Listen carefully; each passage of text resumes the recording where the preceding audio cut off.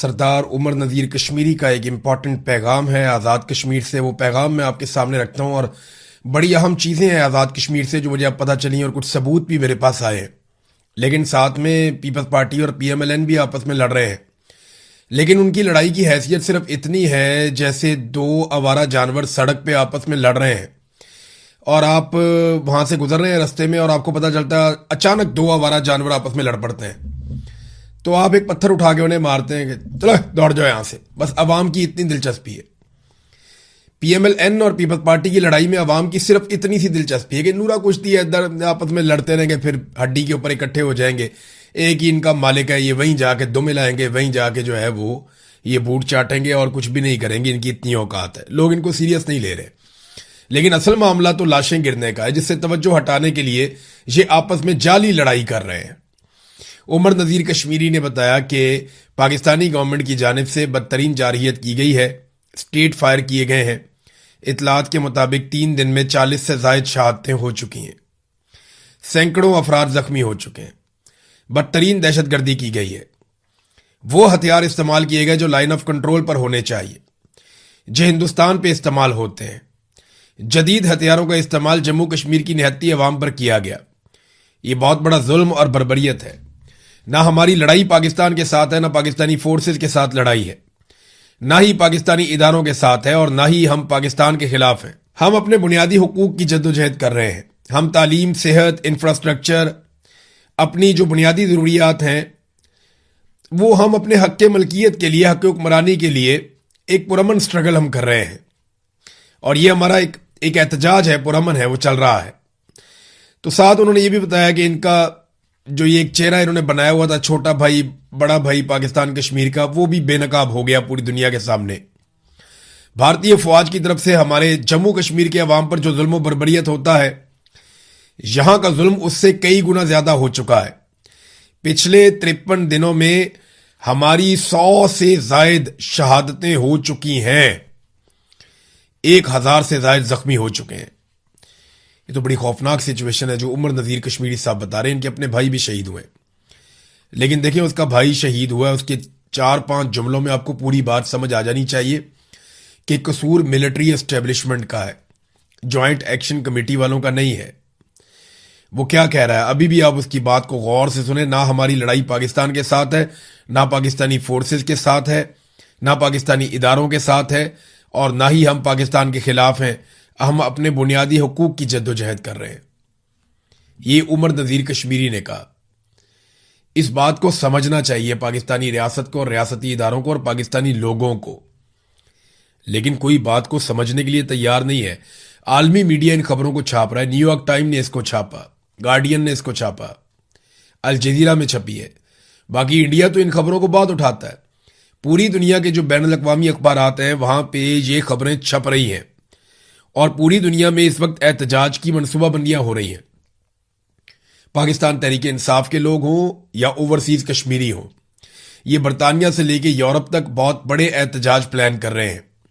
آنے والے دنوں میں آپ کو امریکہ میں, یورپ میں, کینیڈا میں, آسٹریلیا میں, یعنی جہاں جہاں پاکستانی موجود ہیں آپ کو وہاں پہ, سوائے ان ملکوں کے جہاں پہ ڈکٹیٹرشپ ہے, اس کے علاوہ آپ کو بہت سارے ممالک میں احتجاج کی خبریں ملیں گی. جرمنی میں ایک بڑا احتجاج پلان کیا گیا ہے. اسی طرح ایک احتجاج کی پلاننگ میں سن رہا تھا کہ اسپین میں کی گئی ہے. اٹلی میں احتجاج کی تیاریاں ہیں. تو ہر جگہ پہ یہ اگست کے مہینے میں آپ کو بہت زیادہ احتجاج سننے اور دیکھنے کو ملے گا. یورپی ممالک میں, امریکہ میں, برطانیہ میں, ہر جگہ آپ دیکھیں گے کہ لوگ نکل نکل کر احتجاج کریں گے. اور احتجاج اس وجہ سے بھی کہ عوام کے حق پہ ڈاکہ ڈالا گیا ہے. ابھی یہ پی ایم ایل این اور پیپلز پارٹی ان کی لڑائی سے کم ایک فائدہ ضرور ہوا کہ ان دونوں نے مل کر عاصم منیر صاحب کا جو کردار ہے اس کو بے نقاب کیا. پیپلز پارٹی بتاتی ہے کہ کس طریقے سے عاصم منیر صاحب نے پاکستان تحریک انصاف کا جیتا ہوا الیکشن کمیشن کو حکم دے کے چوری کروایا اور وہ پی ایم ایل این کی جھولی میں ڈال دیا. اسی طرح پی ایم ایل این بھی بتاتی ہے کہ کس طریقے سے پیپلز پارٹی نے عاصم منیر صاحب کے ساتھ مل کر پی ٹی آئی کا مینڈیٹ چوری کیا. ایکچولی تو مینڈیٹ ان ساروں نے پاکستان تحریک انصاف کا چوری کیا ہے.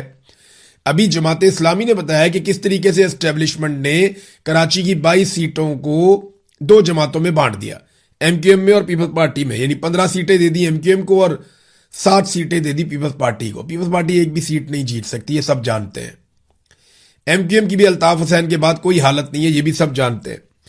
پی ٹی آئی کی سیٹیں تھیں، ان سے چھین لی گئی، لیکن اچھی بات یہ ہے کہ پیپلز پارٹی اور پی ایم ایل این کی لڑائی میں ان دونوں نے مل کر فیلڈ مارشل صاحب کا جو کردار تھا سیاسی، اسے بڑے پیمانے پر بے نقاب کیا ہے، اور ان دونوں نے بتایا کہ کس طریقے سے فیلڈ مارشل نے ان دونوں کی مدد کی ہے۔ یعنی Peoples Party P M L N کے پول کھول رہی ہے، P M L N Peoples Party کے پول کھول رہی ہے، اور یہ وہ اس لیے کر رہے ہیں تاکہ جو لاشیں گر رہی ہیں آزاد کشمیر میں ان کے اوپر پردہ ڈالا جا سکے۔ اب 100 کے قریب لاشیں گر گئی ہیں بقول عمر نذیر کشمیری صاحب کے۔ سینیٹر مشتاق جو ہیں وہ دستور لاپتہ ہیں، وہ احتجاج کرنے کے لیے کشمیر جانا چاہتے تھے، انہیں نہیں جانے دیا، انہوں نے وہیں پہ کھڑے ہو کے ناکے کے پاس احتجاج کیا، واپس جا رہے تھے، ان کو اغوا کر لیا گیا۔ اب جب میں یہ ویڈیو کر رہا ہوں تو اب تک ہمیں نہیں پتا کہ سابق سینیٹر مشتاق صاحب کہاں ہیں۔ وہ ہمیشہ ہیومن رائٹس کے لیے آواز اٹھاتے ہیں، کمزور طبقات کے لیے بولتے ہیں، ہمیشہ انہوں نے کشمیر کے لیے اور فلسطینیوں کے لیے آواز اٹھائی۔ 2 مرتبہ اسرائیل نے بھی انہیں گرفتار کیا، باقاعدہ وہ ان کی حراست میں رہے، ان کے تشدد کا سامنا کیا، لیکن آپ دیکھیں کہ سینیٹر مشتاق انہیں بھی اغوا کر لیا گیا ہے۔ یہ ہے ناظرین صورتحال۔ تو اگست میں بہت سارے احتجاج ہوں گے، وہ آپ دیکھیں گے۔ ایک اور چیز ناظرین، فالس فلیگ آپریشنز، کچھ ویڈیوز ایسی ہیں ہمارے پاس جہاں پہ نقاب پوش لوگ گاڑیاں توڑ رہے ہیں آزاد کشمیر میں، نقاب پوش لوگ سادہ کپڑوں میں فائرنگ کر رہے ہیں آزاد کشمیر میں، لیکن کیونکہ جو آزاد کشمیر کے نوجوان ہیں انہیں ایک بات سمجھ آ گئی ہے کہ آپ نے ویڈیو بنانی ہے اینڈ تک اور ثبوت اکٹھے کرنے ہیں، تو یہ نقاب پوش لوگ جب فائرنگ وائرنگ کرتے ہیں اور ان کی ویڈیو بنائی جاتی ہے تاکہ بعد میں یہ کہا جا سکے کہ یہ دیکھیں آزاد کشمیر کے لوگ فائرنگ کر رہے ہیں، تو جو کشمیری نوجوان ہیں وہ ان کی ویڈیو بناتے رہتے ہیں، حتیٰ کہ یہ سیکیورٹی فورسز کے پاس جا کے کھڑے ہو جاتے ہیں۔ یعنی کسی جگہ پہ نقاب پوش افراد آتے ہیں، وہ آ کر فائرنگ کرتے ہیں، اور اس کے بعد وہی والے نقاب پوش افراد جو ہے وہ سیکیورٹی فورسز کے ساتھ کھڑے ہوئے گپے لگاتے ہوئے بھی دکھائی دے دیتے ہیں، یا ان کے ساتھ آتے ہوئے اور جاتے ہوئے بھی دکھائی دیتے ہیں۔ تو یہ آزاد کشمیر کے نوجوان جان پر کھیل کے ایک ایک ویڈیو بنا کے ثبوت اکٹھے کر رہے ہیں تاکہ فالس فلیگ آپریشن ان کے کھاتے نہ ڈالا جا سکے۔ ابھی کچھ سابق فوجی افسران ہیں، ان کے اکاؤنٹوں سے آرٹیفیشل انٹیلیجنس کی ویڈیوز شیئر کی گئی ہیں۔ ایک ویڈیو میں دکھایا گیا کہ کشمیری کھڑا ہے، وہ فائرنگ کر رہا ہے، اور باقی آس پاس کے لوگ بالکل ارریلیونٹ ہیں اس فائرنگ سے، بلکہ اس کے پاس سے ایک موٹر سائیکل والا 2 لوگ گزرتے ہیں، وہ اسی طرف جا رہے ہیں جس طرف کو وہ گولیاں چلا رہا ہے، اور وہ جا رہے ہیں ادھر کو۔ یعنی لوگوں کو یہ بیوقوف سمجھتے ہیں۔ آرٹیفیشل انٹیلیجنس کی ویڈیوز فائرنگ کی ریٹائر فوجی لگا رہے ہیں۔ ابھی تم نے ساری زندگی بندوق کے ساتھ گزاری ہے، کم سے کم تمہیں تو اتنا پتا ہونا چاہیے کہ یہ جعلی ویڈیو بنی ہوئی ہے، اس طرح کے ماحول میں ایسے فائرنگ ہوتی ہی نہیں ہے، اور یہ ویڈیو جعلی بنی ہوئی ہے، اور وہ آدمی اسی سمت جا رہے ہیں، لوگ وہیں سے گزر رہے ہیں جہاں وہ گولیاں چلا رہے ہیں، لوگوں کو لگی نہیں۔ یہ بہت عجیب صورتحال ہے، پروپیگنڈے کا ایک دور ہے، اور سب مل کر پروپیگنڈا کر رہے ہیں، اور یہ ثابت کرنے میں لگے ہیں کہ جن کشمیریوں کو ہم نے ہمیشہ اپنی شارک کہا اور انہیں اپنے دل کے قریب رکھا، آج وہ سارے غدار ہو چکے ہیں۔ ماضی میں انہوں نے، اب میں کیا بار بار آپ کو بتاؤں، انہوں نے سب کو ہی غدار قرار دیا ہے۔ سب سے پہلے قائد اعظم کو لاپتہ کر کے پہنچا دیا زیارت میں، نہ قائد اعظم سے پہلے نہ قائد اعظم کے بعد آج تک کسی کو بھی ڈاکٹر نے زیارت میں نہیں بھیجا، اکیلا قائد اعظم ہے جس کو زیارت میں بھیجا تھا، ٹی بی ہوگی، ان کا علاج وہاں پہ ہوگا۔ بھئی ان کو اتنی ہائٹ پہ آپ نے بھجوا دیا جہاں پہ ویسے ہی سانس لینے میں دشواری ہوتی ہے۔ تو یہ ایکچولی قائد اعظم کی ابڈکشن ہوئی تھی، انہیں جبری طور پہ لاپتہ کیا گیا تھا، یہ دعویٰ کیا جاوید ہاشمی صاحب نے، اور انہوں نے بڑی اچھے دلائل بھی دیے اپنے دعوے کے حق میں۔ فاطمہ جناح بھی غدار، لیاقت علی خان بھی غدار، ذوالفقار دی بھٹو بھی غدار، شیخ مجیب بھی غدار، پھر اس کے بعد جناب جتنے سیاستدان آئے، بے نظیر بھی غدار، نواز شریف بھی غدار، عمران خان بھی غدار، اور عبدالغفار بھی غدار، پھر جو آپ کا اے این پی ہے یہ بھی غدار ہے، ایم کیو ایم بھی غدار ہے۔ کوئی پاکستان میں محب وطن ہے کوئی ایک؟ مجھے کوئی صحافی بھی غدار ہے، جج بھی غدار ہیں، وکیل بھی غدار ہیں، کوئی ایک مجھے پاکستانی فوج کے علاوہ کوئی آپ مجھے ایک ادارہ یا کوئی ایک پولیٹیکل پارٹی یا کوئی ایک ایسا معاشرے کا حصہ دکھا دیں جس کے اوپر غداری کا فتویٰ نہ لگایا گیا ہو۔ باقی سارے ہی غدار ہیں۔ بس پاکستان کے جو ملٹری جنرلز ہیں جو ریٹائرمنٹ کے بعد فوری طور پہ بیرون ملک اپنے کاروبار سیٹ کرتے ہیں، صرف وہ غدار نہیں ہیں۔ وہ ملٹری جنرل جن کے بچے بیرون ملک پڑھتے ہیں اور بہت زیادہ پیسہ وہاں پہ وہ خرچ کرتے ہیں اپنے بچوں کو پڑھانے کے لیے، جو ان کی تنخواہوں سے بہت دور کی اور اوپر کی بات ہے، لیکن اس کے باوجود وہ غدار نہیں ہے۔ جزیرے خریدنے والے بھی غدار نہیں ہیں، بہت بڑی بڑی فوڈ چینز بنانے والے بھی غدار نہیں ہیں، ریٹائرمنٹ کے بعد بڑے اہم عہدے لے لینے والے بھی غدار نہیں۔ غدار صرف ہم لوگ ہی ہیں۔ بیوروکریٹ غدار ہوگا، پولیس والا غدار ہوگا، یہ بیچارہ محکمہ مال والا غدار ہوگا, کوئی سیاستدان غدار ہوگا, کوئی صحافی غدار ہوگا, کوئی مولوی غدار ہوگا, کوئی بیچارہ دینی شخص ہے وہ غدار ہوگا, پٹھان غدار ہوگا, مہاجر غدار ہوگا, پنجابی غدار, سب غدار ہو سکتے ہیں, لیکن کوئی جرنیل کبھی غدار نہیں ہو سکتا, غدار نہیں ہو سکتا. ان کے علاوہ سب کے اوپر یہ ٹھپا پاکستان میں بار بار لگایا گیا. اب ناظرین, سچویشن پاکستان میں یہ ہے کہ جن اداروں کو اس وقت دہشت گردی کے خلاف لڑنا تھا وہ آزاد کشمیر میں مار کٹائی میں لگے ہوئے ہیں, وہ بلوچستان میں مار کٹائی میں لگے ہوئے ہیں, وہ پاکستان تحریک انصاف کو دھمکیاں دے رہے ہیں کہ تم فائنل کال کی طرف جاؤ گے تو ہم بھی فائنل یہ کر دیں گے, تو آپریشن کر دیں گے, تو کریک ڈاؤن کر دیں گے. وہ بندوبست کر رہے ہیں کہ ججوں کو قابو کیسے کرنا ہے, وہ طریقے ڈھونڈ رہے ہیں کہ 28ویں آئینی ترمیم کیسے لے کر آنی ہے. آپ اندازہ کریں سیاست کیسے کرنی ہے, وہ اس میں لگے ہوئے ہیں. اور دوسری جانب آپ یہ ہنگو کا ایک انسیڈنٹ ہوا چیک پوسٹ کے اوپر, خزینہ چیک پوسٹ ہے ہنگو میں, وہاں پہ دہشت گردوں کا ایک بڑا خوفناک حملہ ہوا, جہاں ایک ڈی ایس پی دیار خان شہید ہو گئے. ان کے بارے میں جو ابتدائی اطلاعات آئی وہ یہ کہ یہ بڑی بہادری کے ساتھ لڑے ہیں.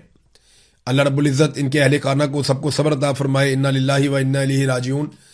ڈی ایس پی دیار خان صاحب نے بڑی بہادری کے ساتھ مقابلہ کیا اور وہ شہید ہو گئے. اور ان کے ساتھ اس دہشت گردی کے حملے میں 11 پولیس اہلکار بھی شہید ہوئے ہیں. اب یہ ابتدائی اطلاعات ہیں جو میں آپ کو بتا رہا ہوں.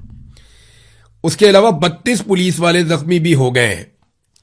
ٹی ٹی پی نے ذمہ داری قبول کر لی ہے اس واقعے کی, اور یہ دعویٰ کیا ہے کہ انہوں نے کچھ اہلکاروں کو اغوا بھی کر لیا ہے یا یرغمال بنا لیا ہے.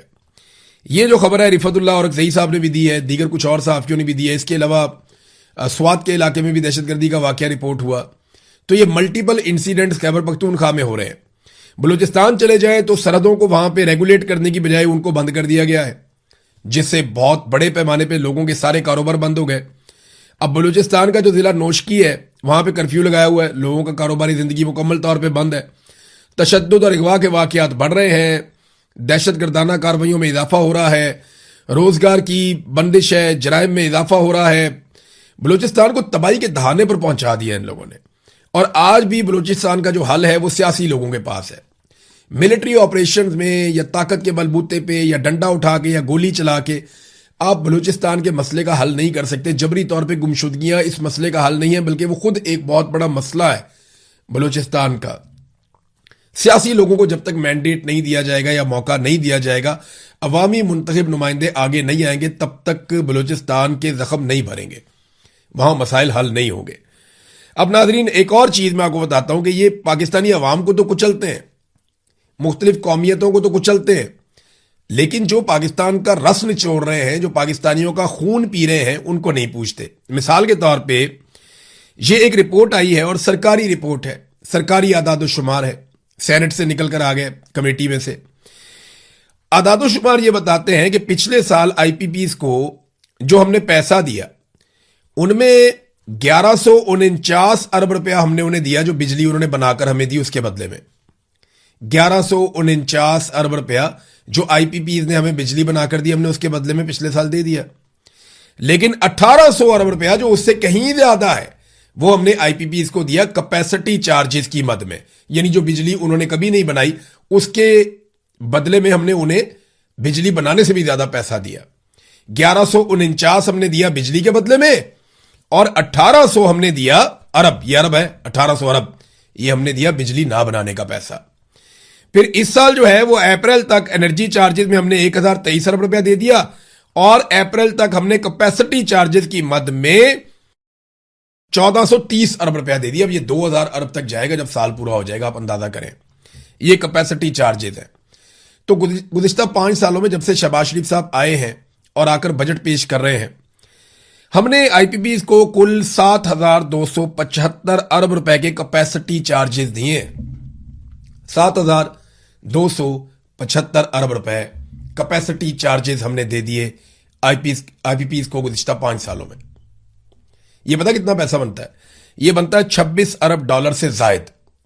26 ارب ڈالر, ایک ارب ڈالر کے لیے آپ ناک رگڑتے ہیں, کشکول لے کر پھرتے ہیں پوری دنیا میں, ایک ارب ڈالر کے لیے. اور یہاں پہ 26 ارب ڈالر آپ نے آئی پی پیز کو دے دیا. یہ آئی پی پیز 108 ہے. میرے خیال میں ان میں سے زیادہ تر آئی پی پیز کی اتنی کاسٹ ہی نہیں ہوگی جتنا پیسہ انہوں نے کیپیسٹی پیمنٹ کی مد میں لے لیا. یعنی ایک انہوں نے منصوبہ لگایا, اس کے اوپر جو مفت میں پیسہ ملا وہ پیسہ اتنا زیادہ ہو گیا کہ منصوبے کی لاگت بھی اس میں سے نکل گئی, اور حکومت نے جب یہ منصوبے لگائے گئے تو ان پہ بہت ساری ڈیوٹیاں اور چیزیں معاف کی تھیں. یعنی ان کے تو ساری انگلیاں گھی میں اور سر کڑھائی میں, اور ان کو پوچھنے والا کوئی نہیں ہے, کیونکہ یہ سارے کے سارے سیاستدانوں کے اور اسٹیبلشمنٹ کے لوگوں کے فرنٹ مین ہیں, اور یہ دن رات پیسہ بنا رہے ہیں اور جیبیں بھر رہے ہیں. یہ جو 108 آئی پی پیز ہیں, ان میں سے 75% ایسے ہیں جنہیں کبھی چیک ہی نہیں کیا گیا. یہ بھی انکشاف سینٹ کی قائمہ کمیٹی میں ہوا, ایمل ولی خان صاحب بتا رہے تھے. ان میں سے 108 میں سے 75 ایسے ہیں جن کا کبھی وزٹ ہی نہیں کیا گیا, جن کو چیک ہی نہیں کیا گیا. یعنی 75% ایسے ہیں, لگ بھگ 78 ہے ان کی تعداد, 78 یا 80 ان کی تعداد ہے جن کا کبھی وزٹ کیا ہی نہیں گیا. اندازہ کیجئے آپ, کوئی گیا ہی نہیں وہاں پہ دیکھنے کے لیے کہ یہاں پہ بجلی بن بھی رہی ہے یا نہیں بن رہی. بس وہ کہتے ہیں یہ بل بنا کر بھیج دیتے ہیں, وہ بل ہمیں ریسیو ہو جاتا ہے اور ہم انہیں پیمنٹ کر دیتے ہیں, اور جو پیمنٹ نہیں کرتے وہ پینڈنگ ہو جاتی ہے. اب آپ اندازہ کریں کہ کوئی چیک کرنے والا بھی نہیں ہے انہوں نے کتنی بجلی بنائی, کیسے بنائی, کتنے کی بنائی, کس طرح ڈیلیور کی, کہاں پہ وہ بجلی گئی. یہ بل بنا کر دے دیتے, وہ پیسے دے دیتے ہیں انہیں, اور کیپیسٹی پیمنٹ بھی دے دیتے ہیں انہیں. یہ اس طریقے سے پاکستان کے اندر نظام چل رہا ہے, اور یہ تسلیم کیا گیا قائمہ کمیٹی کے اندر کہ جناب ہم نے اس کا وزٹ نہیں کیا, ہم نے اس کو نہیں دیکھا. قرضوں کے حالات ہمارے کیا ہے, ذرا یہ بھی جاتے جاتے آپ کو میں بتا دوں اس وقت, کیونکہ یہ بہت بڑی خبر ہے, آپ کے ساتھ شیئر ضرور مجھے کرنی چاہیے. قرضوں کے حوالے سے اس سال, یہ جو اب رواں مالی سال شروع ہو گیا, اس سال ہم نے 21 ارب ڈالر کے قرضے واپس کرنے ہیں. اب ہم کتنے رول اوور کروا سکتے ہیں, یعنی معافی کروا لیں گے, سر اس سال واپس نہیں کریں گے, اگلے سال واپس کر دیں گے, تو وہ اگلے سال کے اندر شامل ہو جائیں گے. پھر اگلے سال 21 نہیں ہوگا, اس سے بہت زیادہ ہوگا. تو اس سال ہم نے 21 ارب ڈالر جو ہے وہ واپس کرنے ہیں قرضوں کی بات میں. ہم 1-1 ارب ڈالر کے لیے ترستے ہیں. ہم نے ابھی یو اے ای کا تھوڑا سا پیسہ واپس کرنا تھا, تو ایسی تیسی پھری ہوئی تھی. لگ بھگ کوئی 200-250 ملین ڈالر, یعنی 1 ارب ڈالر کا چوتھا حصہ شاید, یا اس سے بھی کم, ہم نے کویت کا دینا ہے, اور 97 سے دینا ہے. یعنی لگ بھگ 30 سال ہو گئے ہم نے ان کا پیسہ واپس نہیں کیا, اور جتنا پیسہ اس سے بہت زیادہ سود ہم نے دے دیا. اندازہ کریں آپ, یہ پاکستان کی پالیسی ہے, یہ پاکستان کی معاشی پالیسی ہے. تو اب جناب ہم نے دینا 21 ارب ڈالر کا قرضہ, اور ان میں سے 7.3 ارب ڈالر وہ ہیں جو ہم نے اپنے ڈپازٹس کے اندر رکھے ہوئے ہیں, قومی خزانے کے اندر ہم نے جمع کر کے رکھے ہوئے ہیں. 3.5 ارب ڈالر جو ہے وہ صرف اس کے اوپر سود ہے جو ہم نے ادا کرنا ہے, اور یہ ڈیٹا گورنر اسٹیٹ بینک نے سینٹ میں آ کر بتایا, تو یہ میں نے آپ کے سامنے رکھ دیا. اب ایسے میں معیشت